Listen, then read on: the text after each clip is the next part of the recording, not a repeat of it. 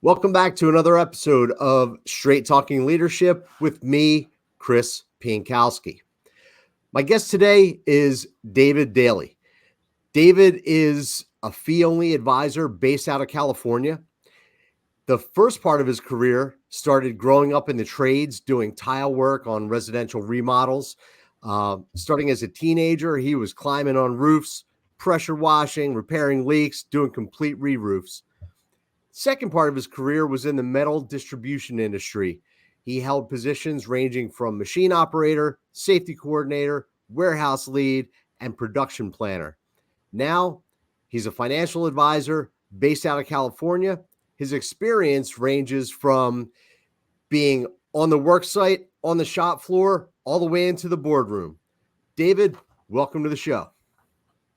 Thanks for having me, Chris. It's good to be here. All right. So, one thing that I like to do before we get into our conversation about leadership is a warm up that I call the Mad Minute. Okay. The Mad Minute is really just a couple questions. They have absolutely nothing to do with leadership. It's all about stimulating that gray matter between our ears and getting us into a flow. Are you ready for the Mad Minute? Let's see what you got for me. All right. Question number one. You can make any animal shapeshift, or you can shapeshift into any animal. What's your animal of choice? I will have to go with an eagle. It has to be something with flight. Nice. Eagle is probably one of my favorites, not just because it's like a majestic bird, but I like the flight aspect as well. Like you can go anywhere, like transform into an eagle, fly 100 miles, and you're ready to go. They got a heck of a range, yeah, and they're impressive animals. They really are. Yeah, they're huge, man, gigantic. So question number two: you have an all expense paid trip to anywhere in the entire world for a week. Where do you choose to go? I mean, I like it at home just fine.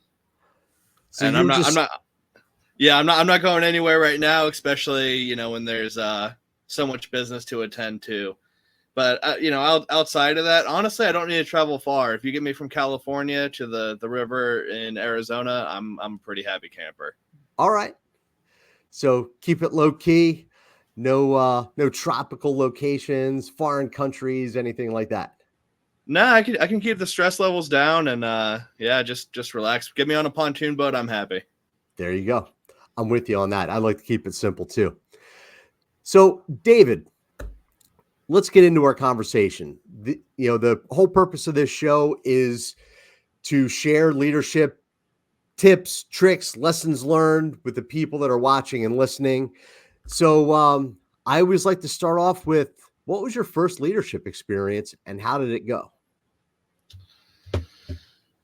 I'd have to say early on, probably starting in the construction field, whether it was me running a job, maybe I'm working with one or two people, or running a re-roof or pressure washing jobs was really my first experience with any type of leadership responsibility. And that's definitely still, how do I say it? More small market, right? I'm working with residential construction, private sector contractors. It's not union. There's less structure. So in that kind of environment, the relationships are a little bit different, right? The relationships are very different when you're talking about that kind of environment versus something corporate or a publicly traded company where there's just so much more structure to everything.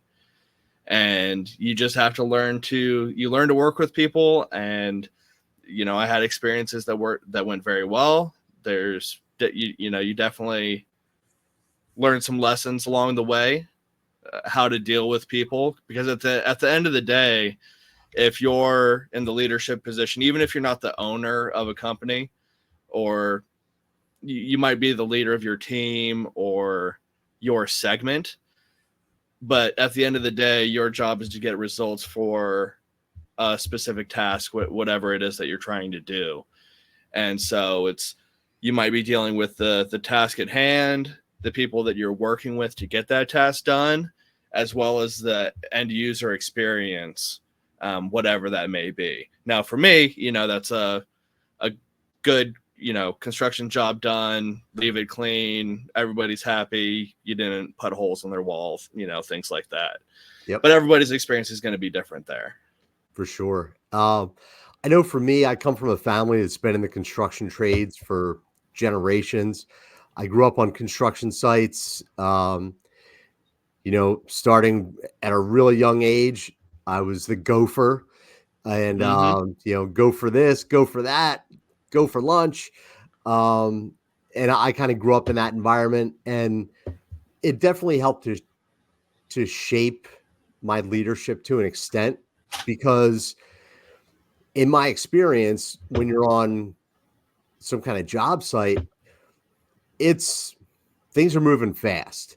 You don't have whole lot of time to explain things. So it's like, hey, we need to get this done. We need to get this done. This is the order of operations to, get the roof off, get new paper down, new shingles, yada, yada. Right. And, everyone, for the most part, are professionals. They know what their job is. For the most part. For the most part, right. Not always the case. But, a leader on a construction site I like to think of them as like a conductor for an orchestra, right? You got a bunch of different people, a bunch of different trades working sometimes, and you've got one foreman who's like, that's a very difficult thing is coordinating different entities together. Yeah. That could be very difficult. But one of a very important skill from a leadership standpoint, construction or otherwise, is how you're going to deal with things when they go wrong. Yeah. Right. Because you do it long enough, you will have an experience, and how you manage that is going to have a big effect. And on the team or employee side, sometimes you'll have to learn that it's not just turnover, and retraining people is very expensive. That's going to be one of the hardest things for you, because you're not only dealing with somebody that doesn't know what they're doing all of a sudden, but then it's also taking your time. So that's very expensive. So you want to take care of your people. You want them to be happy, because they're the ones that are really making it possible, unless you're going to be 4 people somehow. Yeah. And you're right. So from a kind of retention of employees standpoint, it is expensive when you have to let someone go, bring someone else on. And there's also a time frame, right? Because I don't think it matters what the job is, whether it's construction, whether it's working in a metal shop, whether it's, working in like an accounting office. There's a flow of work. There are relationships that are already established between everybody. People know how to do things. People know kind of the inside language of the job. You bring someone new in there, it's slowing those people down as well. So and the most injuries happen when somebody starts to get too comfortable. Yeah.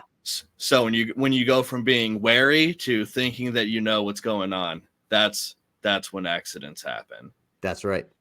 And by the time I got to the, kind of the more corporate safety side of things, that it was a very large company. So I get all the, the newsletters or the updates about what's going on company wide. And you see some of the accidents that happen. If you're dealing with enough numbers, something is going to happen. That risk it's always there. Right. It 100% is. It's funny. I just had this conversation with my oldest son, who's 18, and he likes to do the grilling. Like when we're making burgers, he likes to be the grill man, and I'm totally fine with that. And one day he was like breaking apart a bunch of frozen burgers, and I said, "Dude, you're going to stab yourself in the hand the way that you're doing that. Like, slow down." And he's like, "I've done this so many times. I'm fine." And I said, famous last words. Like, right. You're getting cocky right now. Oh, And there are so many areas where things are going to be fine until it's not, right? right. You only have to lose. You only have to draw the short straw once. That's right. Yeah. Oh my goodness. Yeah. So let's just be careful. Let's, get our ego out of the way and realize that there's the right way and a wrong way to do things. And oftentimes when you're getting cocky, you're doing it the wrong way. And something can still happen doing it the right way. But Absolutely. let's improve our odds a little Yes. bit. I'm And, all about it. So through all these, these different careers, I've worked in very small shops. I've worked for very large entities. And so I've had the opportunity to work under and around different leaders, right? And I personally have been very lucky to work under incredible people, or at least have the right leader adjacent enough to me that I could kind of latch onto and learn from and promote that person, right? And some of the things that I've seen from them that I've always found more inspiring is, one is having a very high level of ethics. So some of my favorite people I've ever worked for did the right thing when nobody else was looking. Yep. And that was a very important quality to me. And one of some of the funny things you see is how different leaders, if you have a bunch of employees, you're going to have some people that really want to be there, people that are there to produce, or at least pretend that they care about the job when they're there. That's all you can really ask, but you're going to have people that, somehow they're always taking a 40-minute bathroom break. Or all of these things, or people that just don't care. How you see leaders deal with those situations is interesting, because if you understand how they think, or if you're in this position, you're going to have some feelings, but you can't exactly just take things outside and kind of handle it that way. You have to have a little bit of finesse. So what are some of the ways that you've seen it done well and seen it not done well? One of the coolest things that I experienced, and this is when I was just getting into metal, I took an idea to leadership and I said, hey, I think I can produce a lot more if I do something this way. And they said, okay, well, you can do it your way, but you're responsible for the results either way. Okay. And so they showed a little bit of flexibility in how to deal with processes. And that comes down to kind of listening to the person performing the work, because you don't need to be an expert at everything. You just need to delegate well. Agreed. And so it kind of seemed like it would be a small thing, but it had a big impact, And I knew as an employee that I was further empowered to look for greater efficiencies to be able to do the job well, because people that want to go after it and get it, you want to do the best job that you can. So being empowered to do so was a very positive experience. Now on the negative side, I have seen some questionable activity before, both from a compliance standpoint and kind of sweeping things under the rug. I don't want to be somebody in a position where I'm, trying to call anybody out over the internet or anything like that. But if you know the difference between right and wrong, don't cut the corner to try and save yourself a little headache. It's just not worth it. And you probably shouldn't sleep as well at night. And I like getting a good night's sleep as much as I can with, 2 under 2. So. Yeah. To your first point, one of the things that I talk about often is that one of our jobs as leaders is to empower others. And when someone comes to you with an idea, or someone says, I think that we could do this better, it's our job to listen to them, understand what their plan is, make sure that whatever their plan is isn't going to be catastrophic, Right. and then let them rock and roll, because they have greater buy-in, because now like there's additional pressure on them to make sure that they're getting it done right. So, all right, I'm going to be more accountable. I'm going to really buy into this idea because it's my idea. It's not something that the boss is cramming down my throat. Right. And even if they scrape their knees a little bit, that's fine. Like, just like when you're teaching your kids how to ride a bike, sometimes you're going to fall off. You're going to scrape your knees. No big deal. It might be it's a new process. Exactly. But you learn from it. Yeah, and I heard I saw a video of Jeff Bezos talking the other day about something that they did or do over at Amazon, where anybody can come up with an idea, and then everybody's job is to try and shoot that idea down. What's going to make it not work, right? Mm-hmm. And if you can solve for all of the negatives, well, then you just might have something there. Yeah, I like that a lot. And then that also, I think that takes the level of buy-in up higher, because now your peers are trying to poke holes in your idea. And if you're able to defend it, solve for it, now you've gotten all those people to see the thought process, understand what you're going for, and they're going to buy in even more because, hey, they disproved what I thought was going to be negative. So let's go with it. Right. Yeah, and that's pretty awesome. And on the negative side, right? The do what's right. The old adage is the way you do one thing is the way you do everything. So for those people that are out there and they want to cut the corner, all right, you're cutting the corner here. And I would challenge you to like really look inside of yourself and say, where else am I cutting corners? Because if you're willing to do it in one place, chances are you're willing to do it in other places. So, that's a recipe for disaster in a lot of ways. And I think with experience and, depending on the field, maybe a little bit, but if you start saying something like that, you start to get a better sense for, just smelling bullshit. Yes. Right. It's kind of like smelling, the hard sales coming. It's just got a level of ick to it. I agree. So,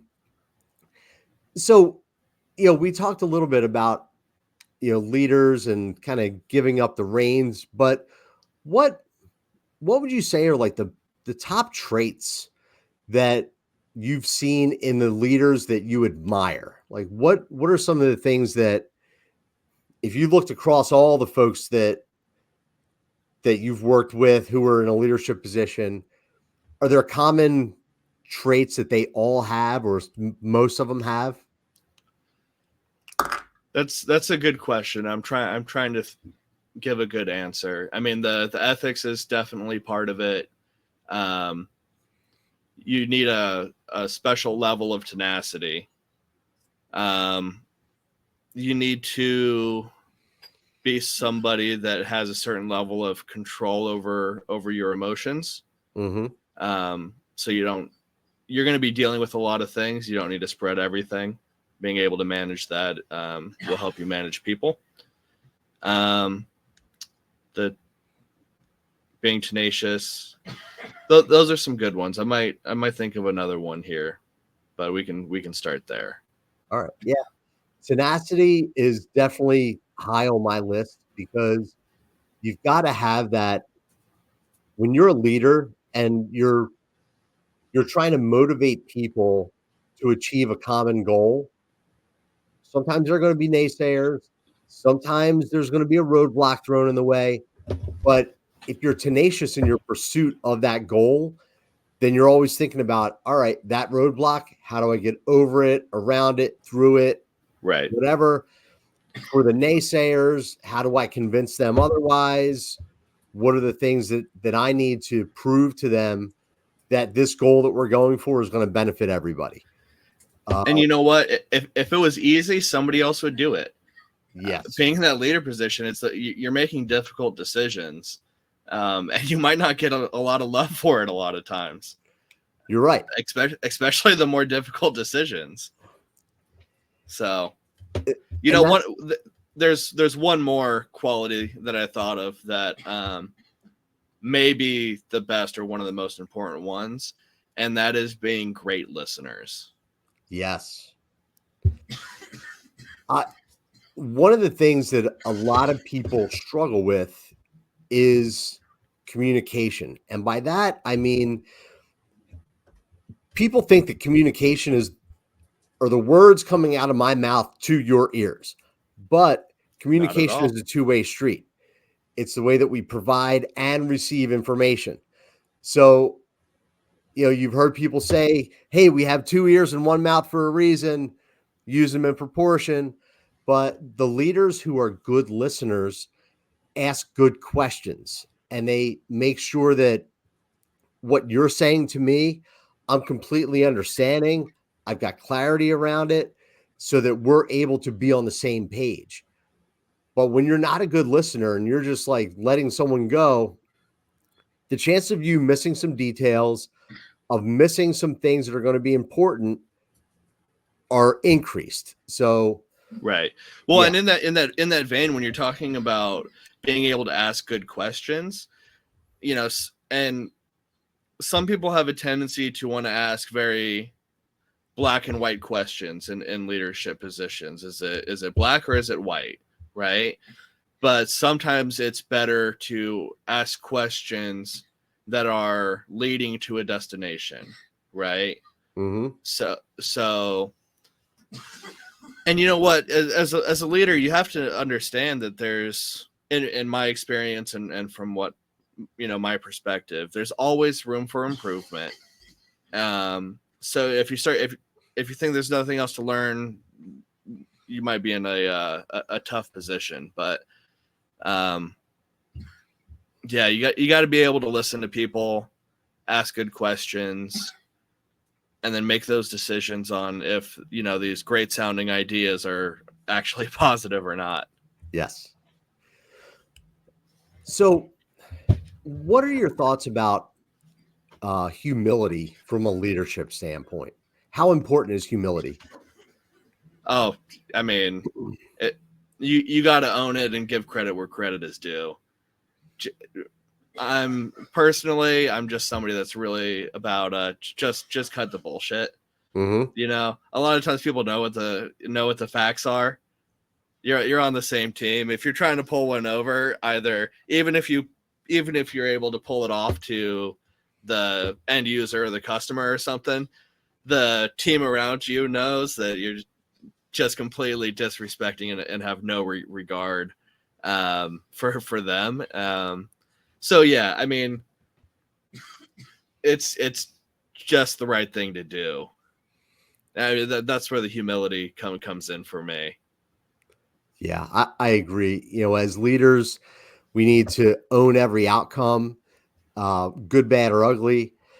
The good outcomes. It's your job as a leader to own other people's actions. Yes.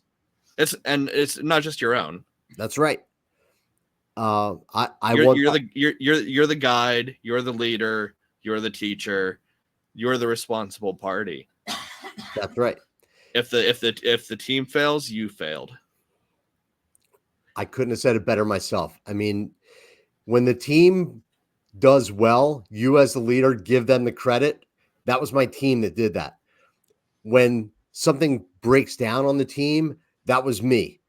I didn't have the right resources. I didn't give the right whatever, but it's on my shoulders as a leader.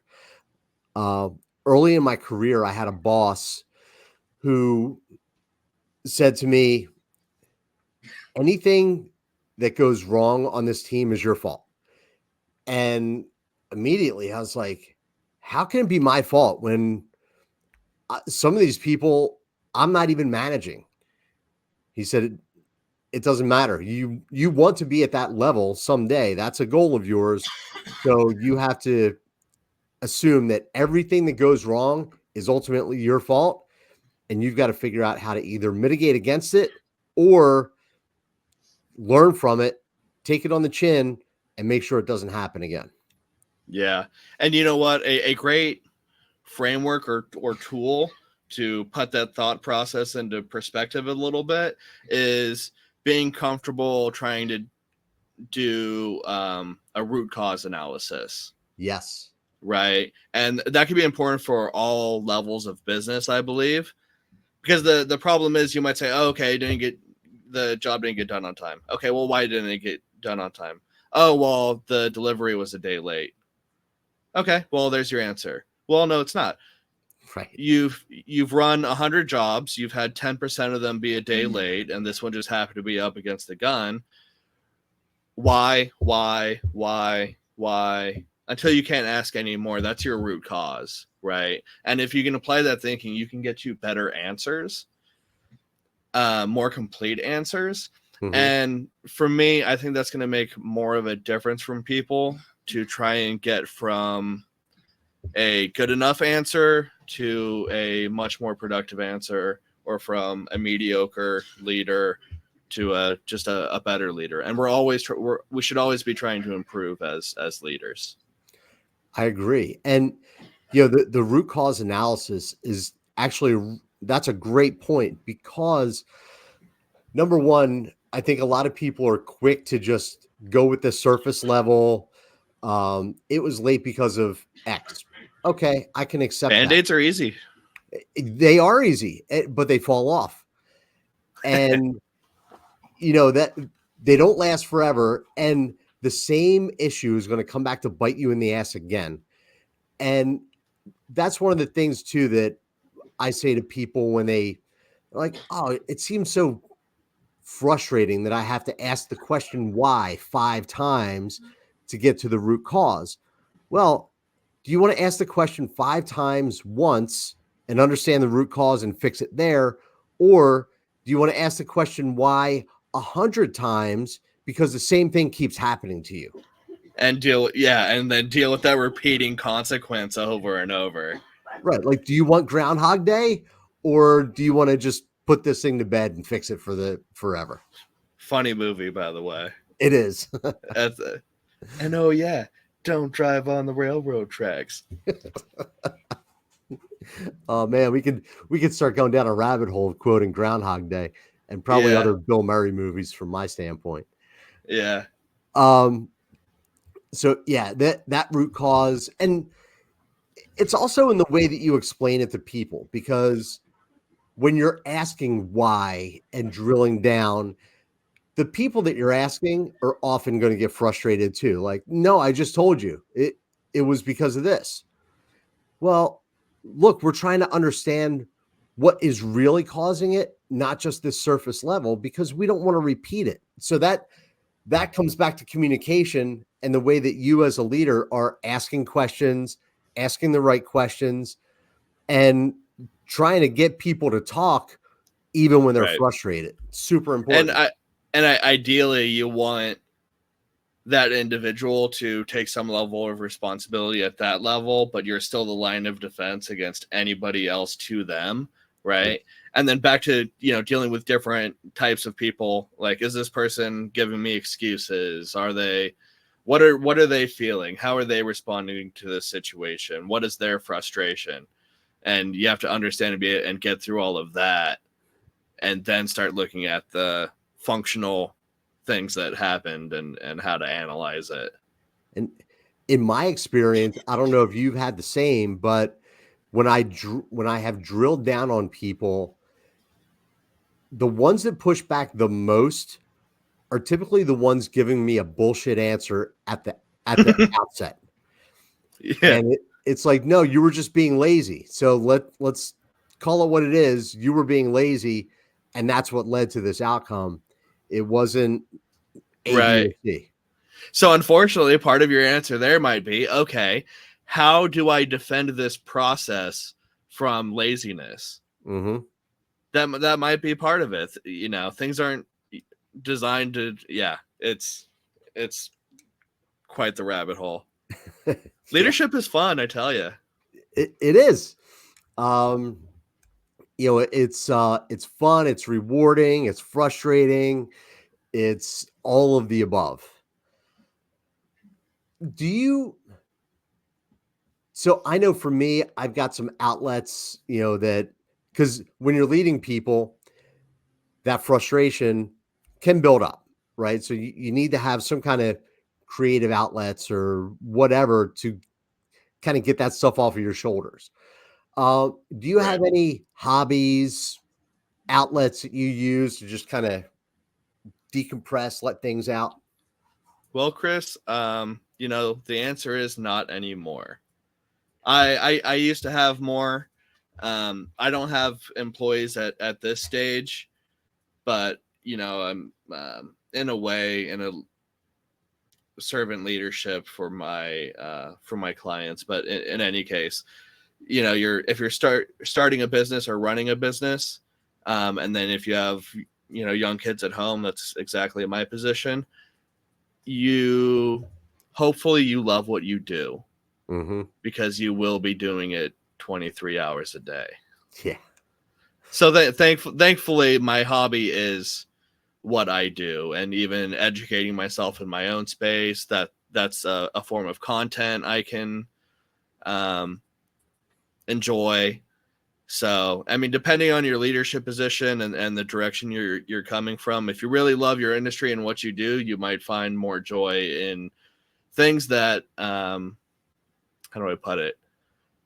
Let you double dip a little bit in terms of, oh, okay, I'm getting some education here and I'm also enjoying myself. It used to be things like I've built all of my own computers. I used to be on computers a lot more. Never did a whole lot with sports or anything. But yeah, that's where most of it would have been in the past. Now And we're teaching our 2-year-old how to play the original Spyro games, but well, so you've got two young kids under the age of two, mm-hmm. um, And a teenager. and a teenager. Okay. So I have three teenagers right now. Right. But I remember when they were all like 5 and younger, and just how much time that takes. And yeah, I would love to have a hobby right now. I would love to do X, but looking back on that, my escape was work because I loved what I did. Mm-hmm. And, and then I could put it away and come home and spend time with the family. If you're in a position where it goes away, yeah, like so many other things, personal experience may vary. Yep. Yep. But, the old saying is if you love what you do, you don't work a day in your life. Right.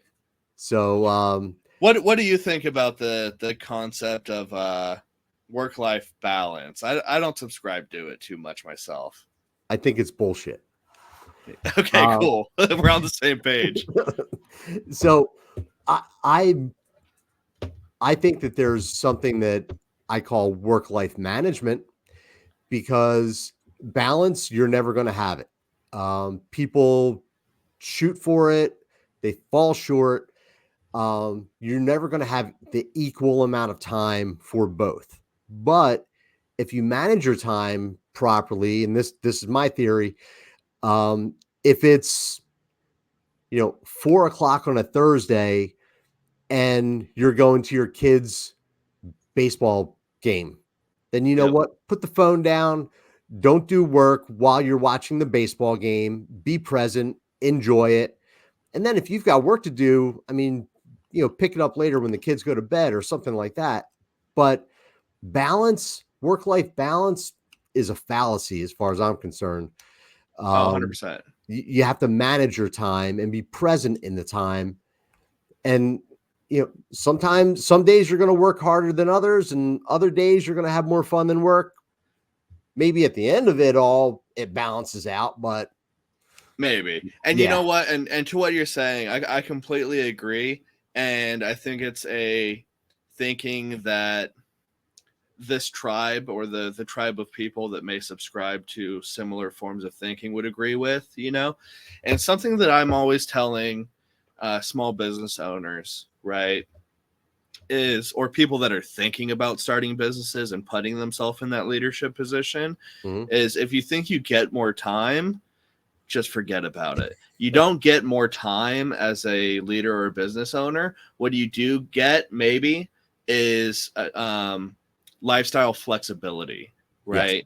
So you may be working 14 hours a day, but you might be able to take that 2 hours off at 11:30 to go watch the game or the practice or the award ceremony or whatever it is.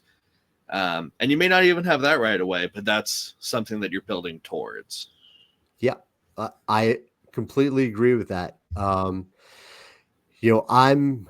active in my kids' school. I'm on the board of trustees, and there are things that when there's, hey, we need a volunteer from the board to come and do X. All right, I'm going to spend that 2 hours doing some volunteer work at the school as a board member. But then I know later at night, or maybe not even that same night, but the next day, I'm going to make up for it. But, I'm present in whatever that activity is. And, there are only so many hours in a day. Right.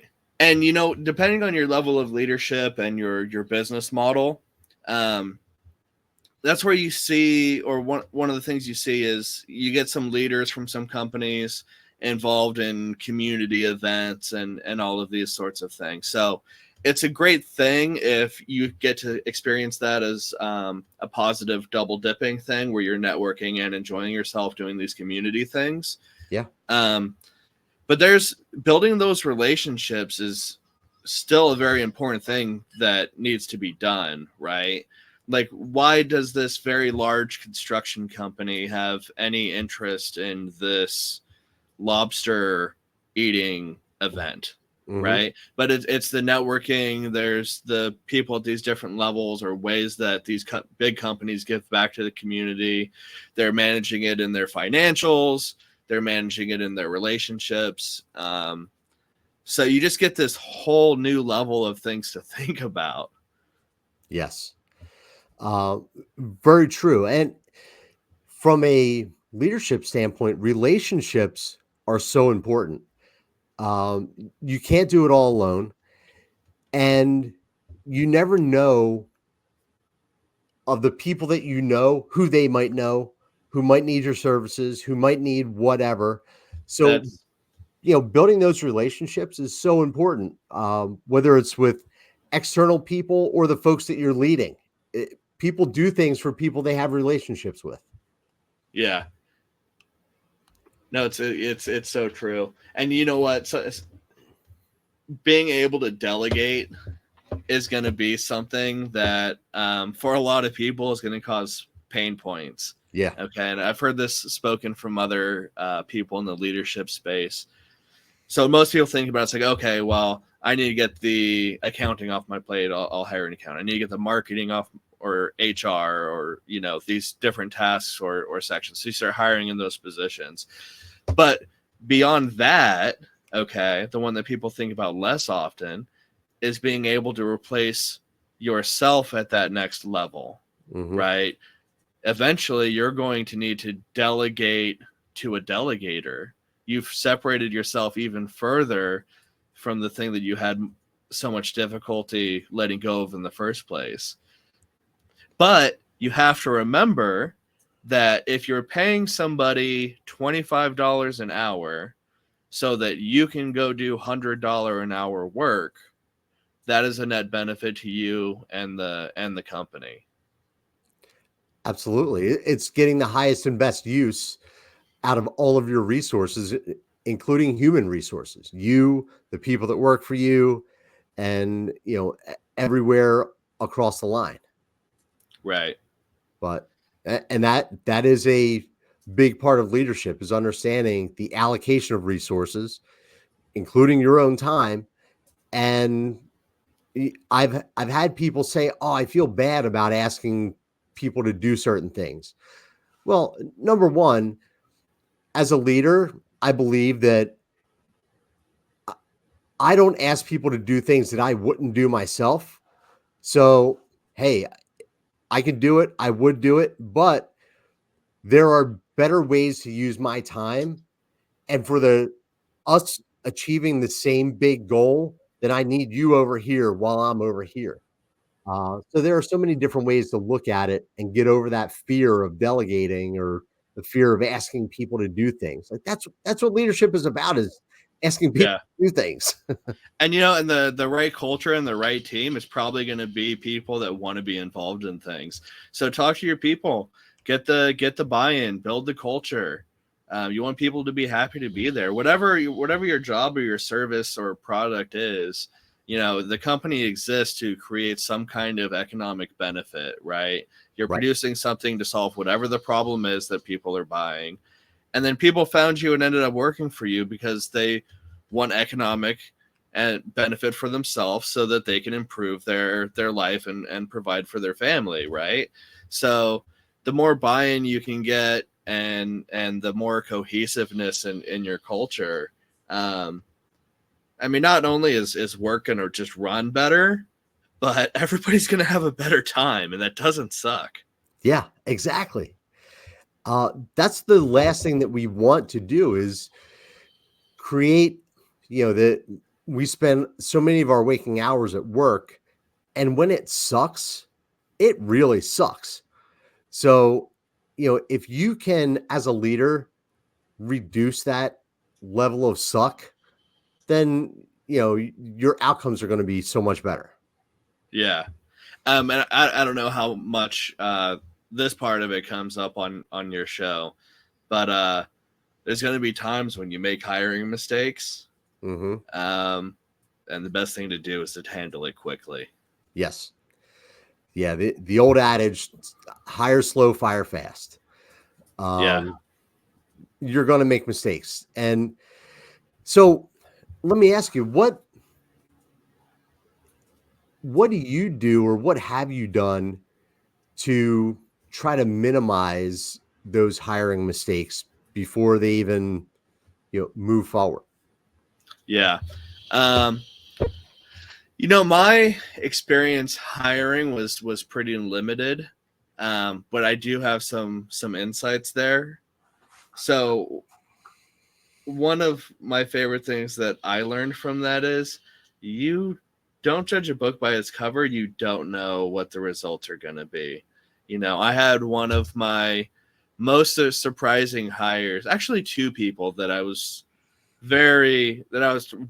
I'd say a little wary, right? Which other leaders might say, hey, you shouldn't have hired in the first place. But, the two individuals that I'm thinking of turned out to be just absolute rock star employees, right? And maybe there were people that didn't even have different aspirations or something. They wanted to show up, do a good job, get paid, and not have to take work home.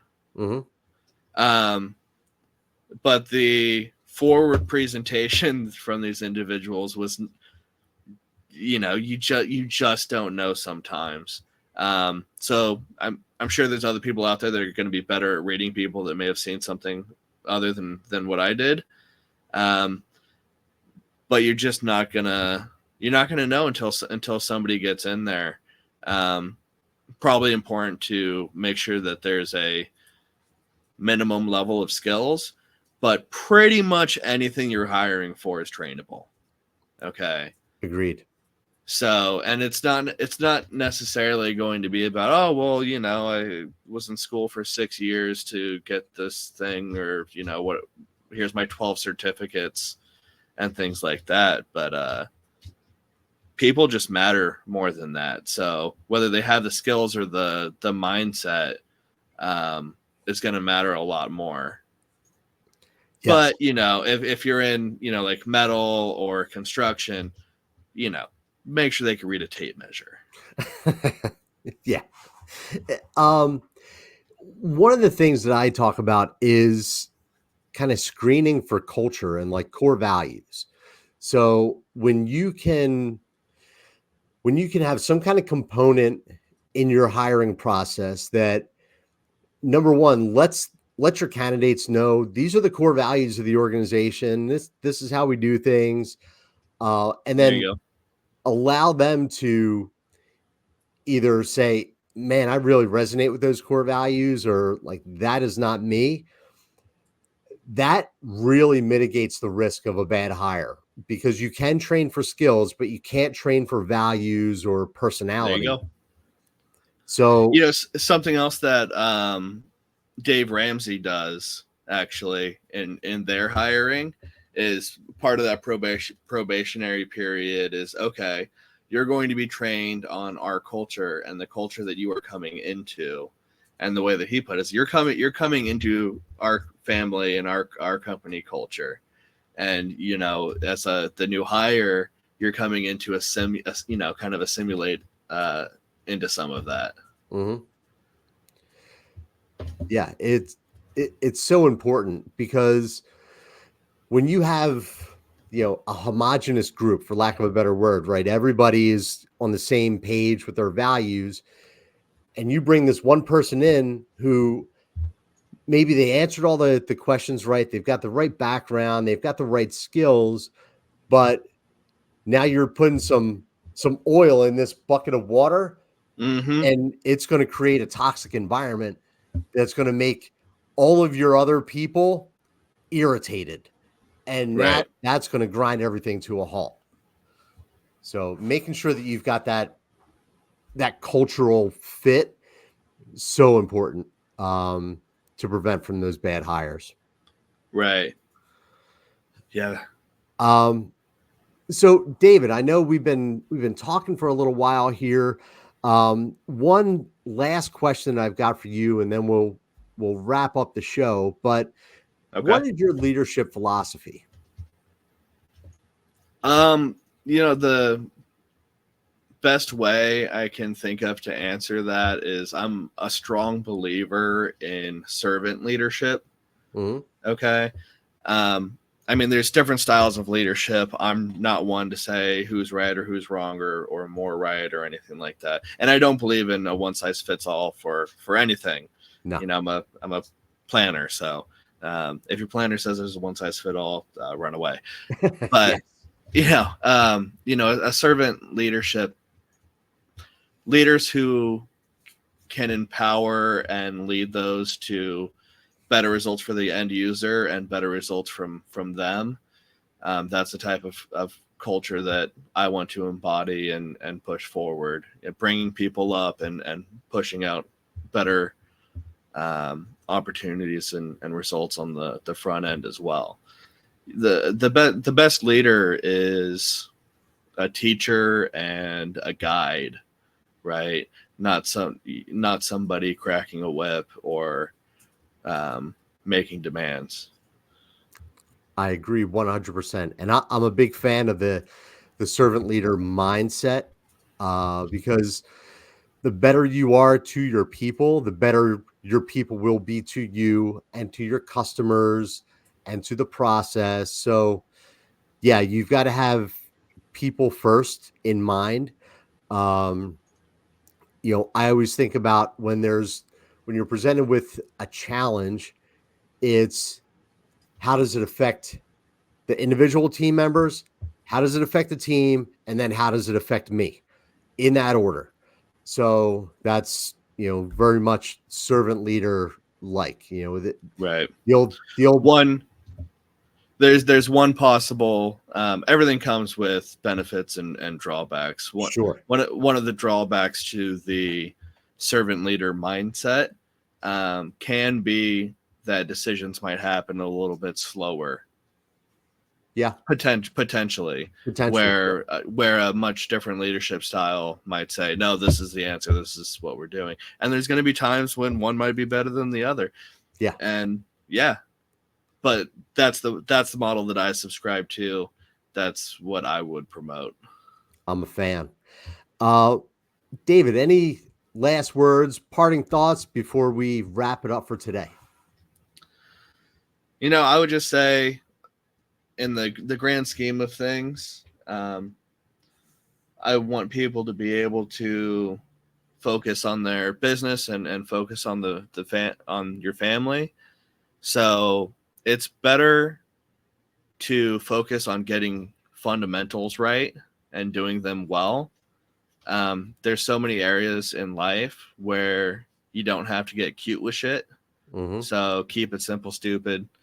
Love your family, run your business well, and have a good life. I love it. David, if people want to connect with you, want to learn more about what you do, how can they find you? The best way I would say is to visit my website, daileyfp.com. That's DALEY. I have some resources there, or follow me on Instagram, which is daily_FP. Awesome. I will have those links in the show notes. So for anybody, if you're listening and you're driving at the moment, you can't write that stuff down, it'll all be linked in the show notes. So go check out David, see what he does, connect with him. And if you've got some nuggets of information out of today's episode, you learn something that you're able to apply to your life, to your leadership, please like it. Please share this show with others. Share this episode with other people. Subscribe to the channel so that you never miss another episode of Straight Talking Leadership. And for me, like I always say when I wrap it up, lead on.